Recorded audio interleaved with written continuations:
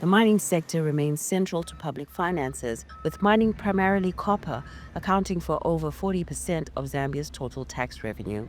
Officials say allowing payments in Chinese yuan would reduce currency conversion costs and help Zambia better manage roughly $5.7 billion in debt linked to China. We all know that Zambia has a big debt with China.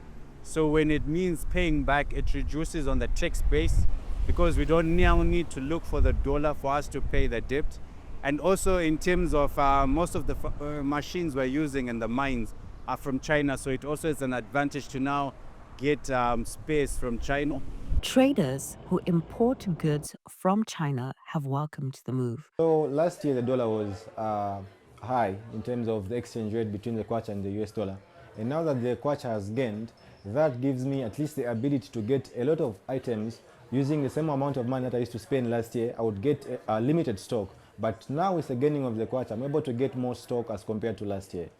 Zambia joins a growing list of African countries that are using the Chinese currency for trade and financial transactions, like Kenya, which converted $3.5 billion worth of Chinese loans in October, and South Africa, which signed a currency swap agreement with Beijing in 2015 for 30 billion yuan to facilitate bilateral trade and investment. While Nigeria renewed a currency swap agreement with China in December for 15 billion yuan, allowing direct exchange between the naira and the yuan that bypasses the US dollar.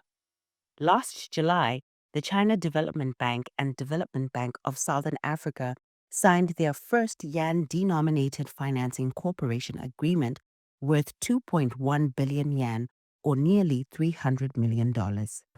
Economists say most Zambian households may not feel the impact immediately, as the yuan shift mainly affects trade and government-level transactions rather than everyday spending in kwacha. Chinese lending to African countries dropped to just over $2 billion last year, with research showing that Chinese lenders are increasingly valuing loans in yuan rather than US dollars. But IMF data shows that the yuan accounts for less than 2% of global currency reserves, unlike the dollar and the euro. And this could probably slow Beijing's ambitions to internationalize the yuan in countries like Zambia. Bungisai Moronga, Africa Matters, Lusaka, Zambia.